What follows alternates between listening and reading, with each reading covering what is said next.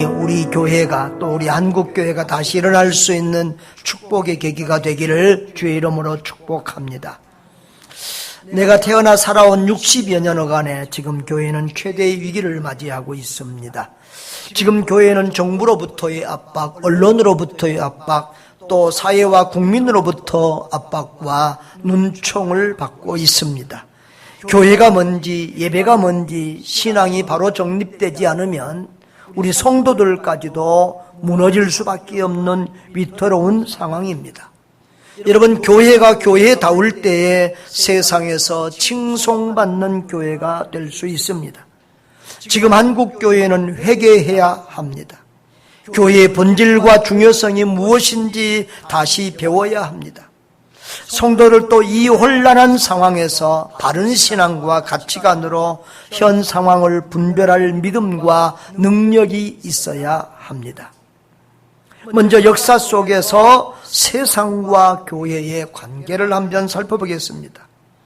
우리 한국은 언론이 통제하는 나라라고 해도 과언이 아닙니다. 어찌 보면 언론을 잡는 그런 당이 정권을 잡을 수 있을 만큼 지금 언론은 굉장한 힘을 가지고 있습니다. 그런데 지금 언론이나 세상의 분위기는 교회를 모두 없애버리고 싶은 적대심으로 가득 차 있습니다. 교회에서 코로나가 발생한 기사 아래 댓글을 보니까 교회를 불질러버리고 싶다는 댓글이 있었습니다. 그런데 그 아래 좋아요라고 동의하는 사람이 엄청 많았던 것을 보고 경악했습니다.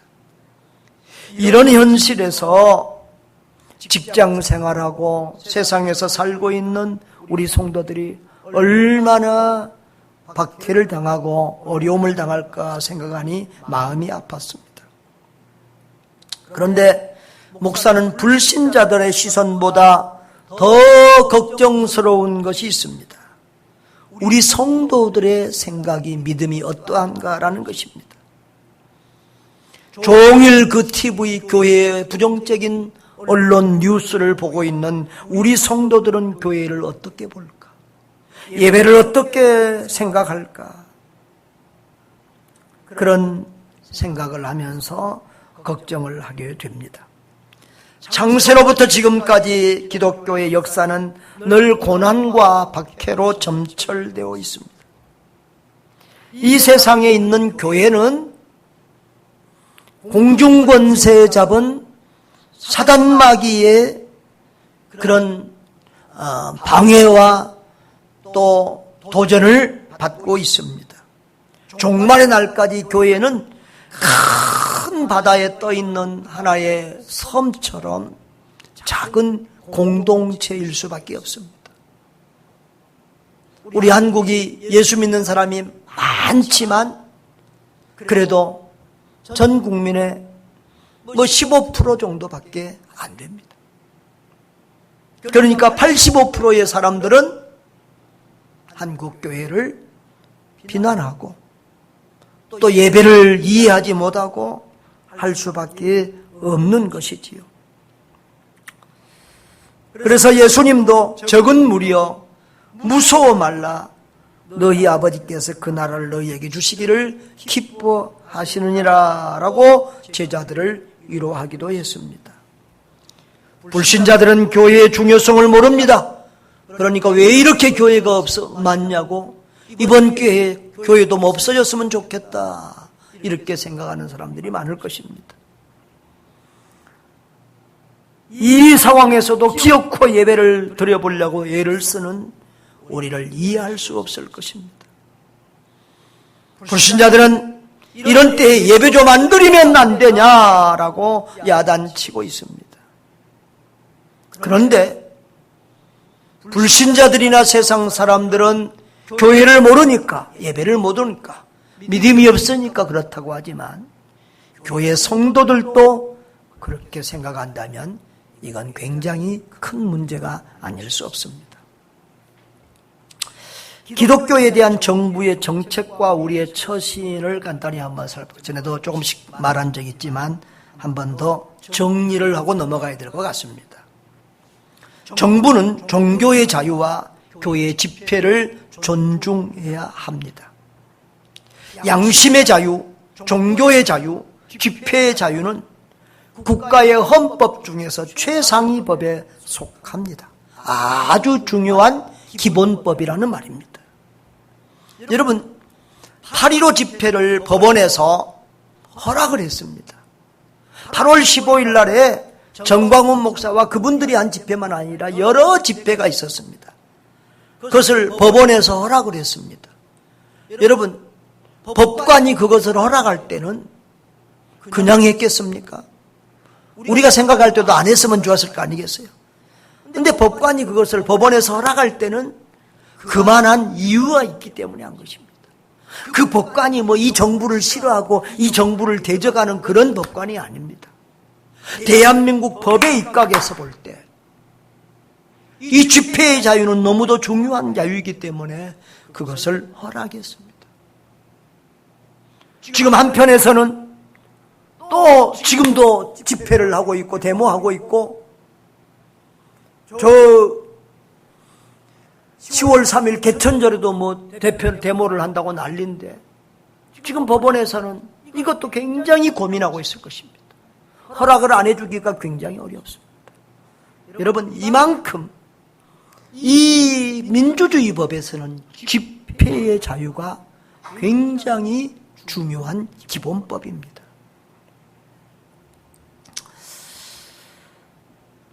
그리고 성도들은, 국민들은 자기 개인의 양심과 신앙으로 판단해서 그 집회를 참석하기도 할 수 있고 안 할 수도 있는 것입니다. 참석을 안 해도 뭐라고 할 수 없고, 안 한다고 뭐 교회가 가서 그 사람을 끌어다가 앉힐 수도 없는 것입니다. 성도들은 자기 신앙과 상황 판단의 분별력으로 자기들의 신앙 양심에 따라서 결정하고 행동하는 것입니다. 정부는 이런 것들을 존중하고 이런 법을 잘 지켜야 됩니다. 정부가 지금 코로나의 특별한 상황에서 방역 지침을 잘 지키면서 예배하라고 하는 것은 정당한 것입니다.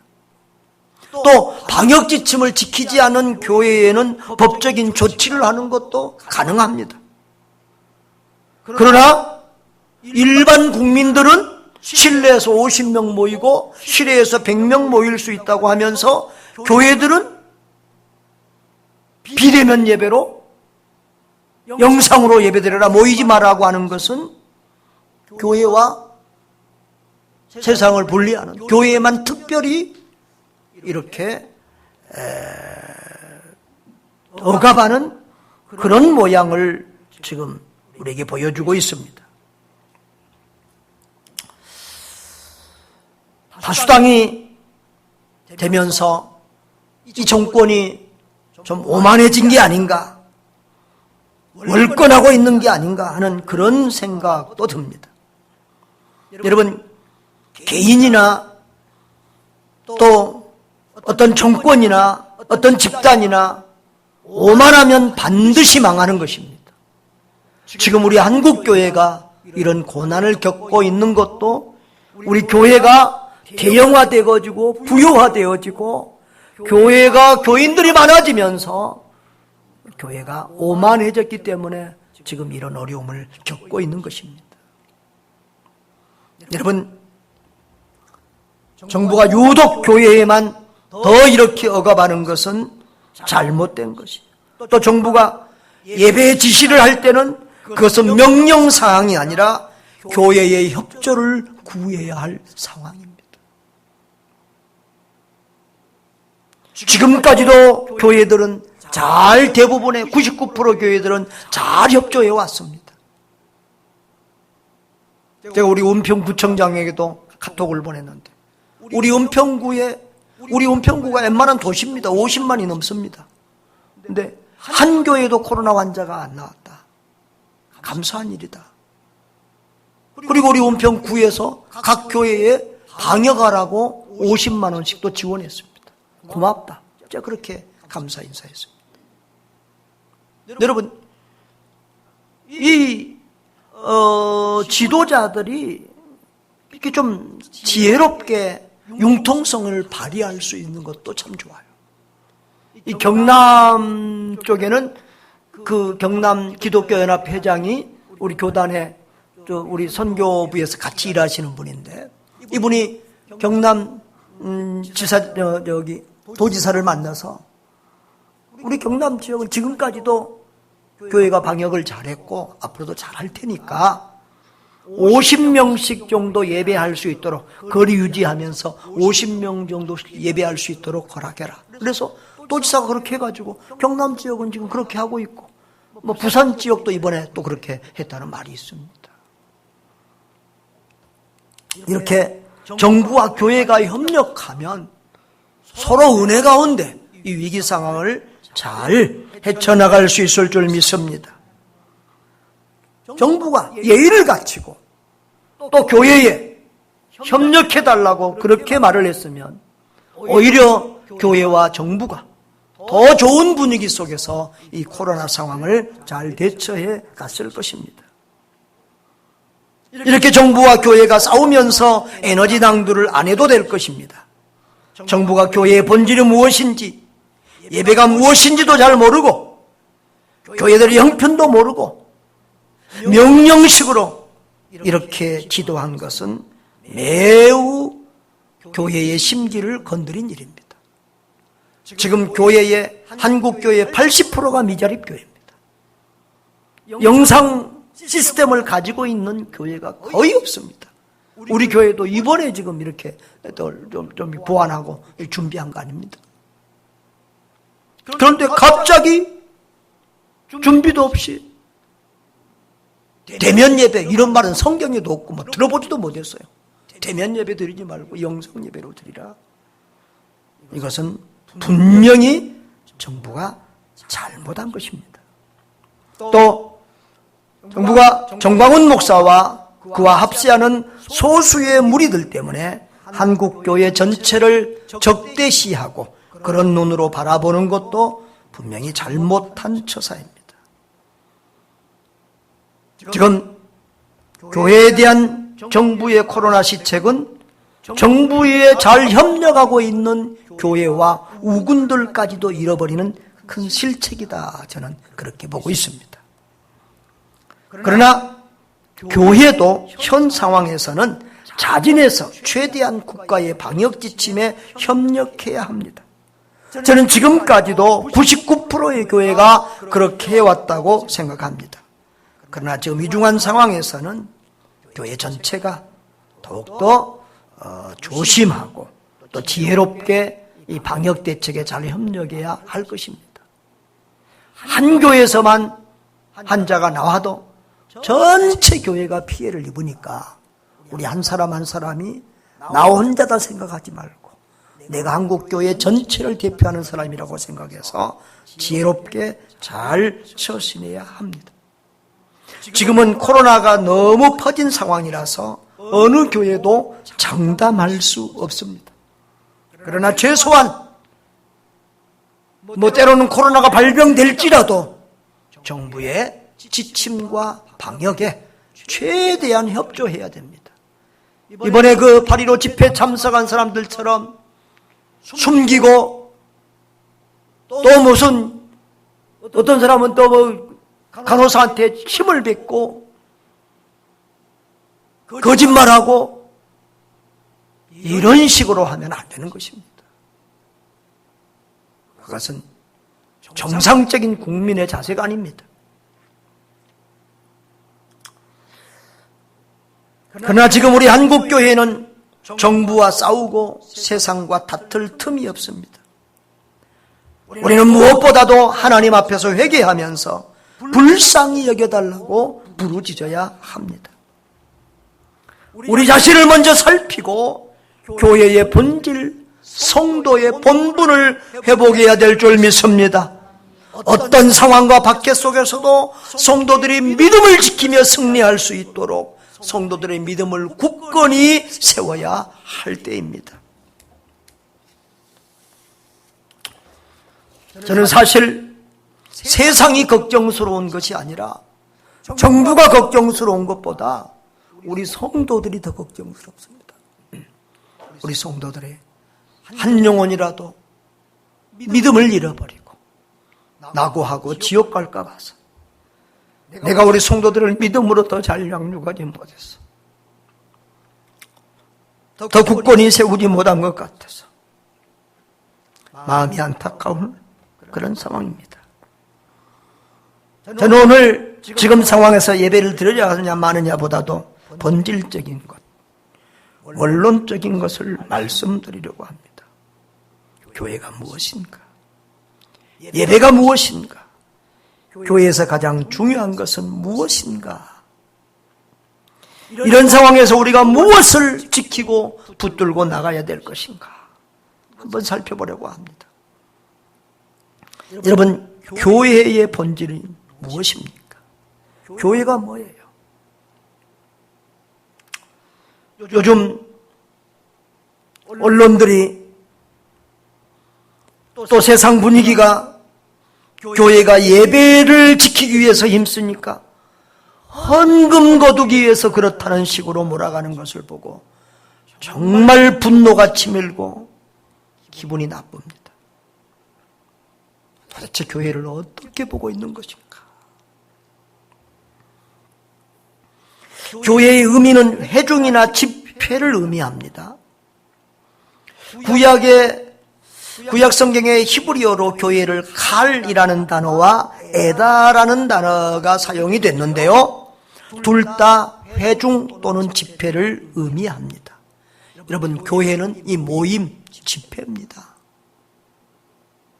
성도가 하나 있을 때는, 개인을 있을 때는 성도라고 합니다. 그러나 그 성도들이 모였을 때는 교회라고 하는 것입니다. 신약 성경에는 에클레시아라는 단어가 있습니다.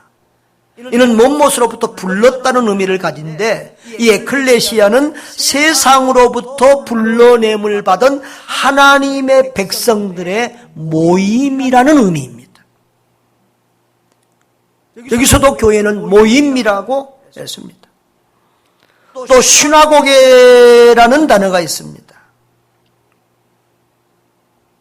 우리말 성경에는 회당으로 번역을 했습니다. 신약 성경에 회당만 있죠. 회자가 뭐죠? 모일 회자. 당은 건물입니다. 성도들이 모이는 건물을 말하고 있습니다. 예수님도 안식일마다 회당에 가서 예배를 드렸고 말씀도 증거하셨습니다. 유대인들이 있는 곳에는 어디든지 이 회당이 있었습니다. 지금도 그렇습니다. 그래서 우즈벡에 있을 때 다스켄트에 가면 유대인 회당이 있었어요. 거기를 구경 간 적도 있습니다. 사도 바울도 이 디아스포라 유대인들이 흩어져 있는 모든 곳에 가면 먼저 회당을 찾았습니다. 그곳에 가서 예배드리고 복음을 증거하였습니다. 지금은 우리 한국 사람들이 가는 곳마다 교회당이 생깁니다. 할렐루야. 너무 감사한 일입니다.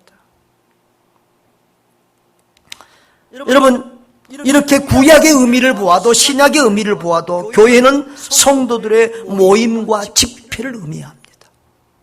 예수 그리스도의 은혜로, 예수 그리스도의 십자가의 보혈의 은총으로 구원받은 성도들이 모이는 곳, 그 모임이 교회고, 또 때로는 그 모이는 장소를 교회라고 말하기도 합니다.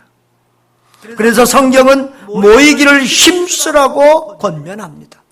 히브리서 10장 25절에도 뭐라고 했습니까? 같이 읽어볼까요? 모이기를 피하는 어떤 사람들의 습관과 같이 하지 말고 오직 권하여 그날이 가까움을 볼수록 더 그리하라. 그날이 무슨 날이에요? 말세가 주님 오실 날이 가까울수록 더욱 모이기에 힘써야 된다라고 했습니다.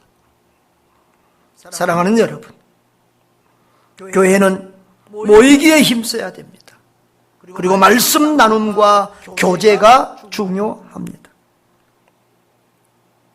모이지 않는 교회는 교회라고 할 수 없고, 모이지 않는 교회는 결국 없어져 버리고 말 것입니다.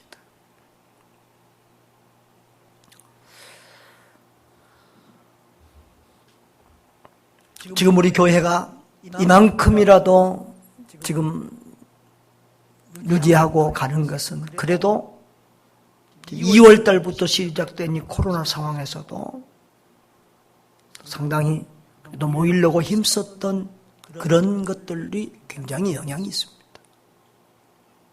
2월 달부터 안 모이고 영상 예배로 대체했던 대형 교회나 많은 교회들은 지금 반토막 나고 있어요. 반토막도 안 모이고 있습니다. 모이지 않는 교회는 결국 소멸된다. 나무가 불이 모아놔야 활알 타지. 하나하나 집어 던져놓으면 다 불 꺼져버립니다. 교회는 모여야 삽니다. 그런데 사탄마귀는 그것을 알기에 교회 모임을 폐하려고 여러 모양으로 이렇게 교묘하게 하고 있습니다. 그 다음에 교회는 대그룹 모임과 소그룹 모임을 통해서 유지되고 성장합니다. 사도행전 2장 46절에 날마다 마음을 같이 하여 성전에 모이기를 힘쓰고 집에서 떡을 떼며 기쁨과 순전한 마음으로 음식을 먹었다라고 했습니다. 이게 날마다 마음을 같이 하여 성전에 모이기를 힘썼다. 우리 한국교회만 별나게 모이는 것이 아니라 초대교회도 날마다 모이기에 힘썼어요. 성전에서 모였어요. 그러니까 성전 예배가 있었다는 거예요. 이것을 대그룹, 큰 모임이라고 그래요. 예배당에서 모이는 모임들은 뭐 주일 예배, 금요 예배, 뭐 수요 예배 이런 것들은 큰 그룹의 모임이에요. 그 다음에 집에서 떡을 떼며 순전한 마음으로 모이고라고 했어요.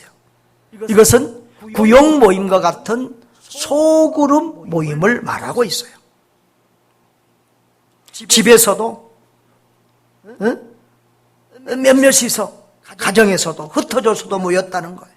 사도행전 2장 42절에도 그들이 사도의 가르침을 받아 서로 교제하고 떡을 떼며 오로지 기도하기를 힘쓰니라라고 했어요. 여러분, 이렇게 초대교회는 영의 양식을 함께 먹고 또 육의 양식도 함께 나누면서 영적인 교제와 육적인 교제를 힘썼어요. 이것이 교회의 본질이에요. 교회는 말씀의 나눔과 또 성도 간의 교제가 매우 중요합니다. 이것이 교회의 본질적인 일들이에요. 우리도 오래 경험했잖아요. 코로나 때문에 오후 예배도 못 드리게 하고 식사도 못하게 하고 예배만 드리고 인사도 제대로 못하고 흩어져 버리니까 처음에는 나 예배 끝나고 올라와서 울었어요. 교회 같지가 않았어요.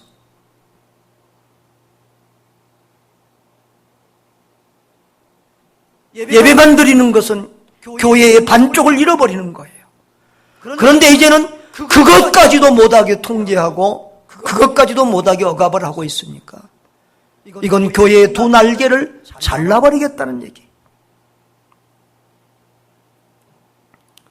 여러분, 교회는 이런 대그룹 모임과 제자훈련이나 성경 공부나 구역예배나 이런 소그룹 나눔, 가족 모임 같은 소그룹 모임을 통해서 유지가 됩니다.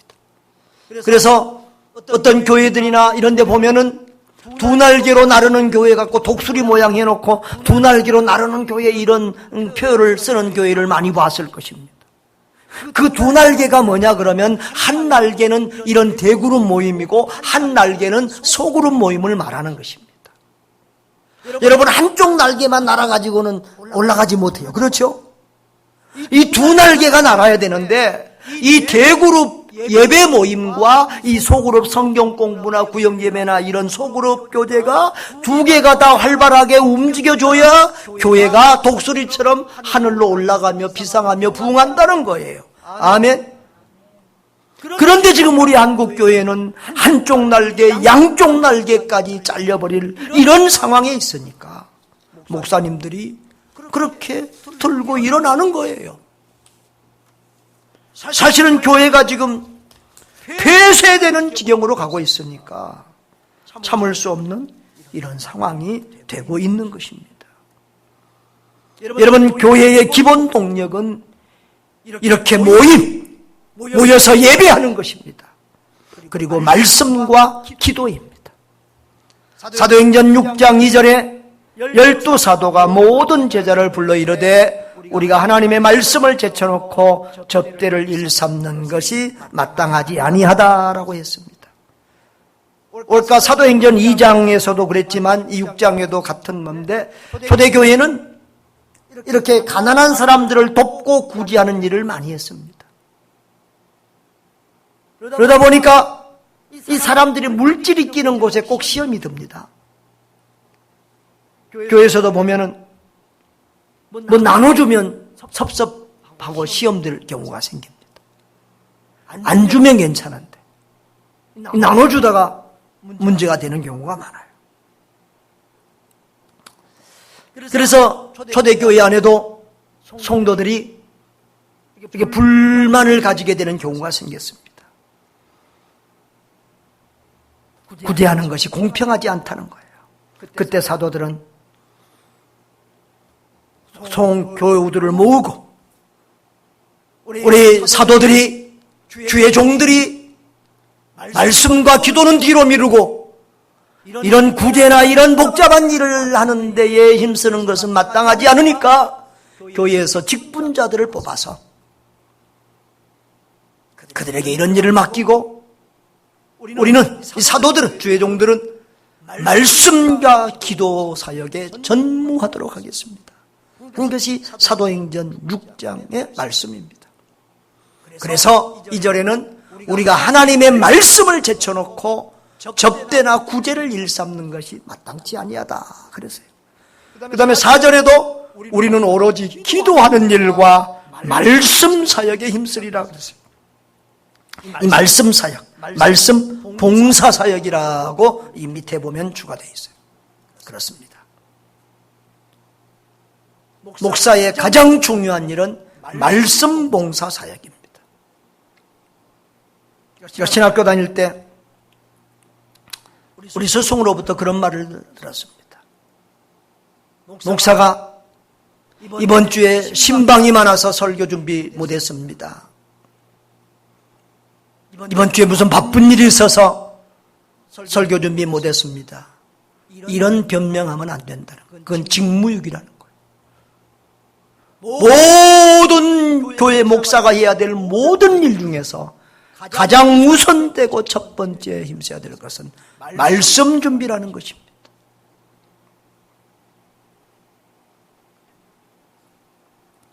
저도 부족하지만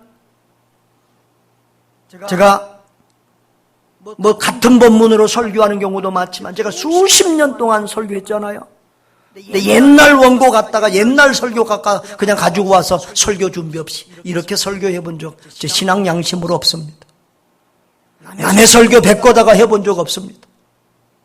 부족하지만 혼자 끙끙거리고 기도하고 묵상하면서 우리 성도들 생각하면서 다른 말씀을 준비합니다.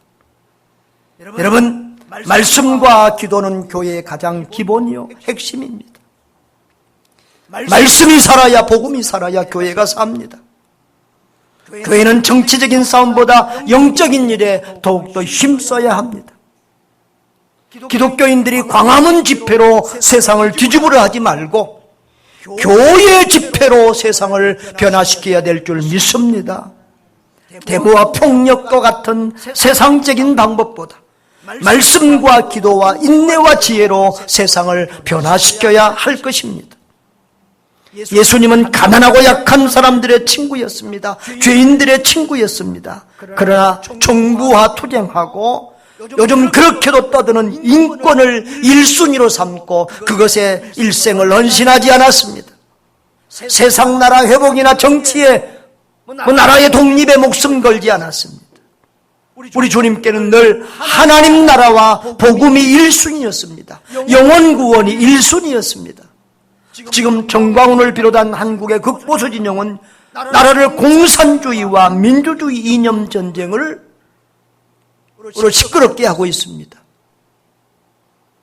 반공운동하는 거 잘못하다고 얘기하지 않겠습니다. 그러나 복음 목사가 교회들이 복음 전파보다 하나님 나라 운동보다 거기에 집중하고 나라를 이념 전쟁으로 이렇게 싸우게 하는 것 바르지 않다고 생각합니다.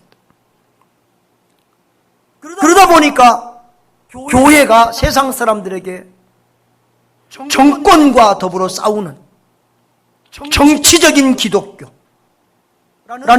인상을 주고 말아서 세상에서 지탄받는 교회가 되고 말았습니다. 주님은 늘 하나님 나라의 복음을 1순위로 두고 영혼 구원을 1순위로 두었습니다. 정부와 싸우기보다는 말씀과 기도로 군중을 살리고 군중을 일깨웠습니다. 심지어는 예수님 당시에는, 그리고 사도 바울의 당시에는 로마에 엄청 많은 노예들이 있었습니다. 예수님은, 바울은 그 불쌍한 노예들의 구출운동도 하지 않았습니다.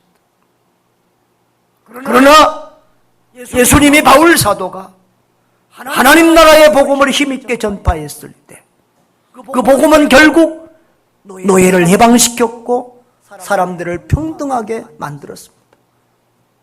할렐루야.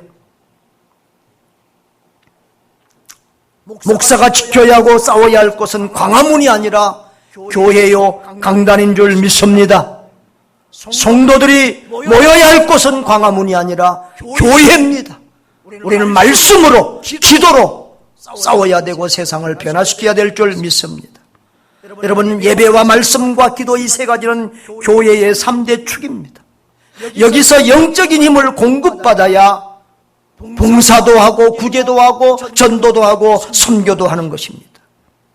그런데 지금 한국교회는 이 교회의 근간이 되는 가장 중요한 모든 것에 큰 제약을 받고 있습니다.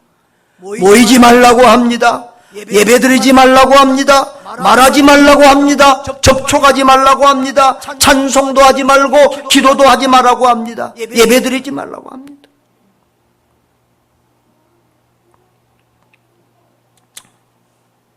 전도도 지금 멈춰 있습니다. 선교도 멈춰 있습니다. 이런 상황이 벌써 몇 달째 계속되고 있습니다. 그런데 여기서 끝이 아닙니다. 앞으로도 상당 기간, 대부분의 전문가들은 내년 말까지, 아니 그 다음 해까지도 이 코로나 상황이 갈 수 있다고 그럽니다. 그때까지 교회가 계속 이런 상태로 간다 그러면 교회들이 살아남을 수가 없습니다. 그러니 비상 상황이 아닐 수 없습니다. 이 교회의 기본을 지키지 못하게 하는 것은 이 정부만 아닙니다. 언론과 사회 분위기까지 무서운 압력을 놓고 교회를 박해하고 있습니다. 우리 교회 성도들 중에서는 직장에서 교회 가지 말라고 얼마나 압력을 넣는지 모릅니다.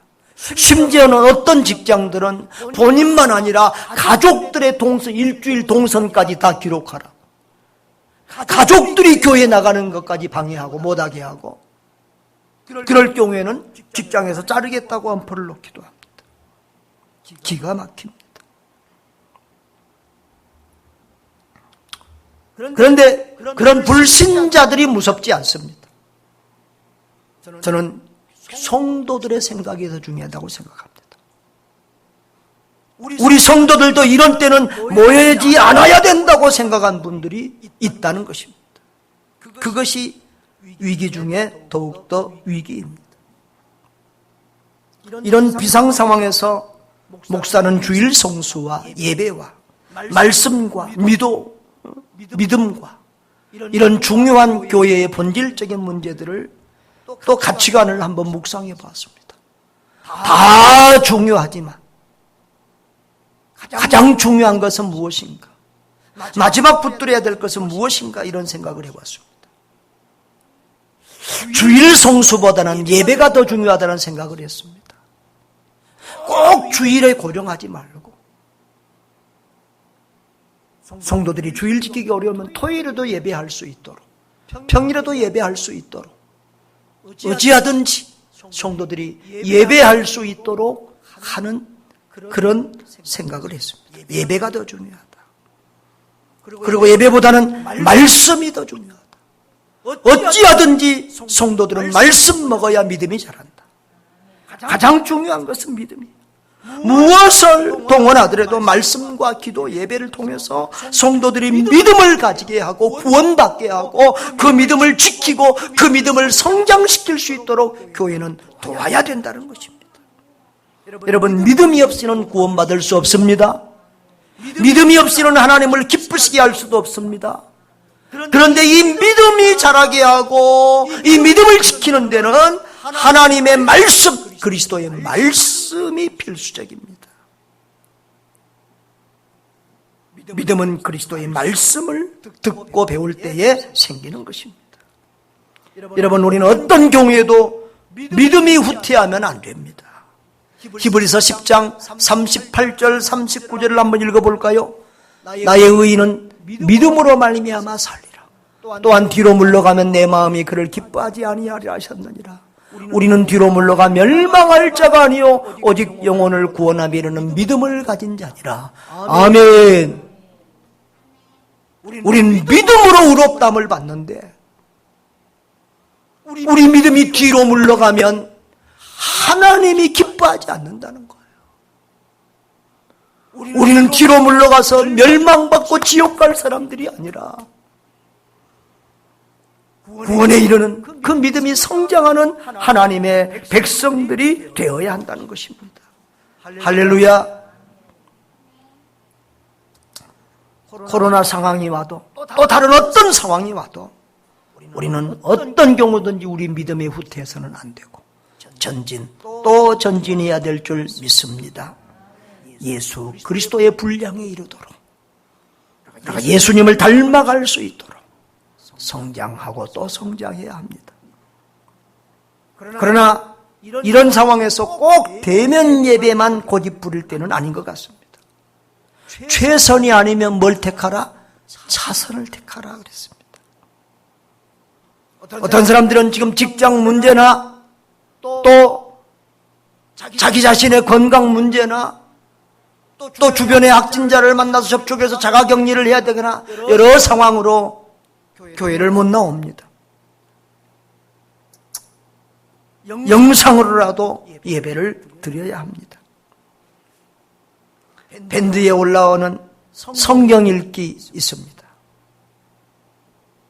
더 열심히 많은 분들이 동참할 수 있기를 바랍니다. 요즘 새벽기도, 금요기도에도 동영상을 올립니다. 보는 성도들이 별로 없어요. 성도들이 더 많이 동참할 수 있기를 바랍니다.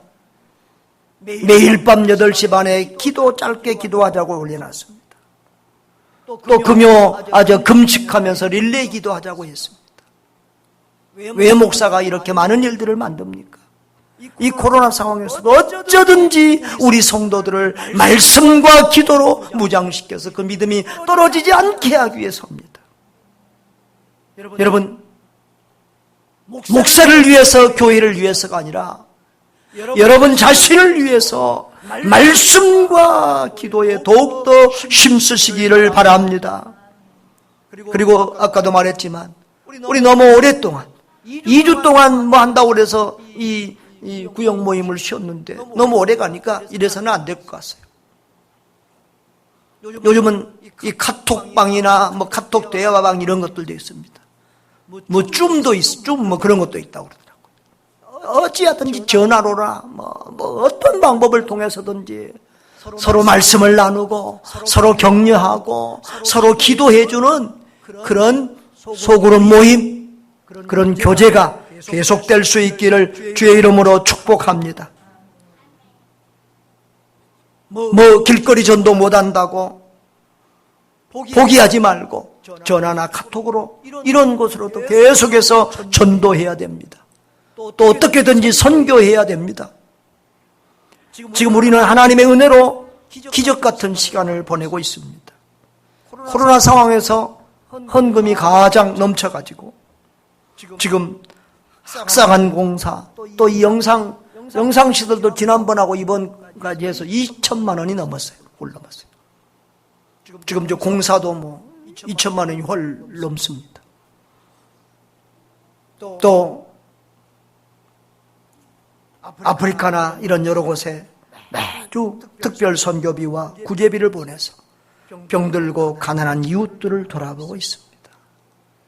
참 주의 은혜 감사하고 고마운 일이고, 또 아름다운 헌신, 어려운 중에도 아름답게 헌신해 주신 우리 성도님들이 너무 자랑스럽고 고맙습니다. 할렐루야. 우리 하나님께 영광의 박수, 서로의 격려의 박수 한번 합시다.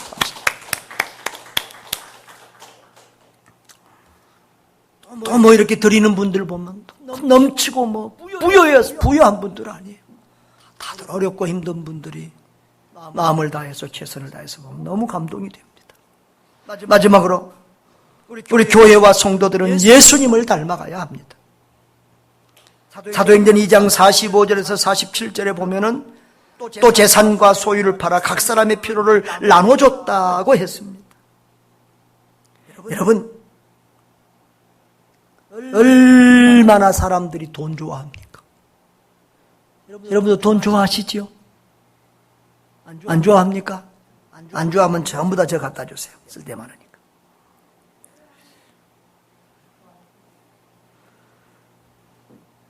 그런데 초대교회가 예수로 충만해지니까 물질에 대한 욕심은 점점 줄어들고 사랑과 긍휼의 마음은 점점 풍성해졌습니다. 그래서 자기 목숨처럼 귀하게 여기던 재산과 물질들을 교회에 헌납해서 교회가 가난한 성도들에게 나눠주는 이런 정책들을 펼치게 되었습니다. 바로 그런 내용이 오늘 2장과 6장에 나오는데, 이 성령 충만 받은 성도들이 사랑 공동체, 섬김 공동체, 화평 공동체를 이루었던 것입니다.